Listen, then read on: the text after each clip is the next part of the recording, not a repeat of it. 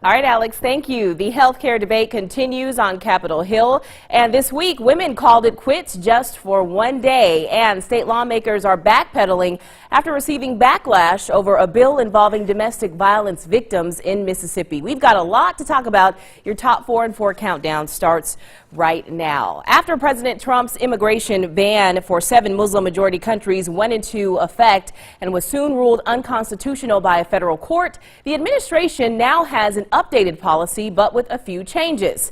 Here's our first headline, number 4. The main difference in this policy is that Iraq has been removed from the list, but Iran, Libya, Somalia, Sudan, and Syria and Yemen remain. This policy will be phased in slowly over the next 2 weeks, which will also mean less media coverage this time around. The state of Hawaii says President Donald Trump's revised travel ban will harm the state's Muslim population, tourism, and foreign students. Hawaii has become the first state to file suit to stop the new ban, which bars new visas for people from, again, 6 predominantly Muslim countries and temporarily shuts down the U.S. refugee program. It does not apply to travelers who already have visas. Well, women across the globe showed out by not showing up. Here's headline number 3. Cities across the country were awash in red on Wednesday as thousands gathered to show support for International Women's Day.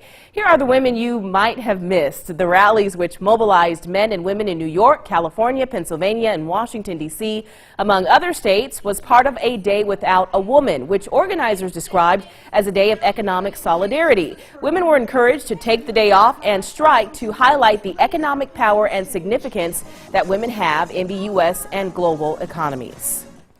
All right, headline number 2, the future of health care in the U.S. hangs in the balance right now. The new Republican health care plan keeps much of the basic framework set up by Obamacare, adding a conservative twist, analysts say. While conservatives praise the emphasis on personal responsibility, liberals say it would take newly won health insurance away from millions and cost people protection from some of the worst abuses of the insurance industry. Experts say the proposal would cut $1 billion a year, a fund for the Centers for Disease Control and Prevention designed to prevent problems like lead poisoning and hospital infections. Some health experts say that would be a major turning point in how the nation promotes health and addresses health care needs.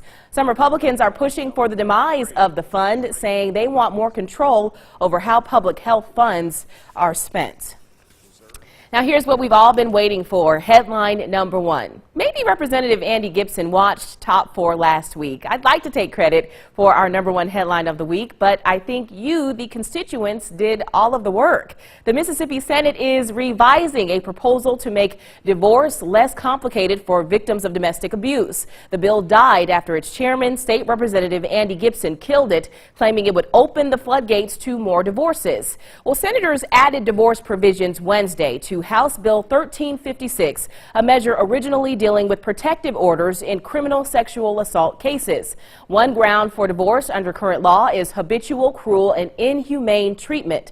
Senators removed habitual. The House added to Senate Bill 2680 abusive physical contact as a ground for a divorce, as well as threats, stalking, and financial abuse. Both bills now say testimony of one credible witness would be allowed, and that could be the abused victim. The 2 chambers must agree on a single bill before anything could go to the governor. Well, I'd say this latest development on the divorce laws involving domestic violence victims in Mississippi is a major victory for a lot of women. I mean, all this month, there's just been good news surrounding us gals. It was International Women's Day. It's Women's History Month.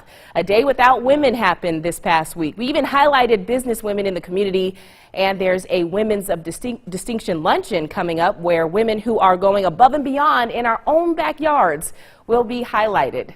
I don't know about you, but score one, women. We'll be right back after this.